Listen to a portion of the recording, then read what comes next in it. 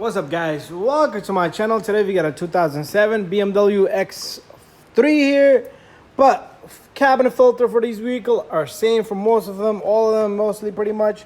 There's the part number. It's gonna come in a one big box. This is our cabin filter sitting there. Comes in this little bag here. But anyways, how do we change this guy? So you got 3 little tabs. So this one is already out. You see this? This one should have been like twisted like that. So what you do is you grab this guy and you twist it and it pops up. Same thing here. Check this out. You twist it and it pops up. There's one more right here. And you twist it and it pops up. And then you have your cabin filter in here.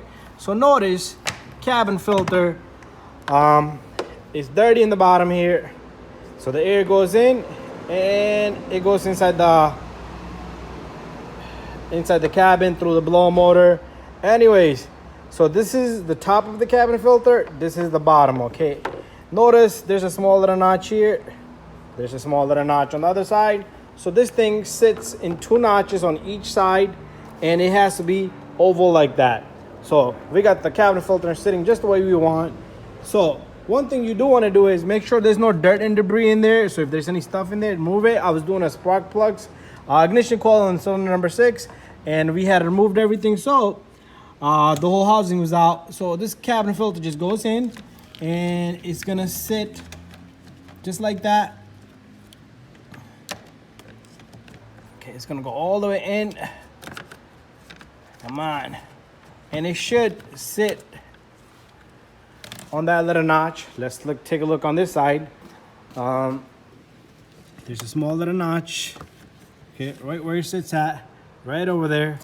And it slips right in there and it sits nice and flush. Let's close up this first one here in the middle, in the center.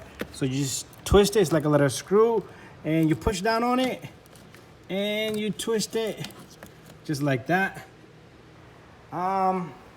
This side, it should be much clearer for us to see. And you push down on this first. You might have to find the spot so it won't push down here. Okay, so you just find the spot. Once you find the spot, you just twist it further. And if it doesn't lock, you might be off a bit. Try again, different location, and it should eventually lock up somewhere. Okay, this thing has to lock up. Come on, little guy. There you go. Bada bing, bada boom. We're all done. So something like this you should do every 15,000 miles. Change your cabin filter. Give yourself a clean air.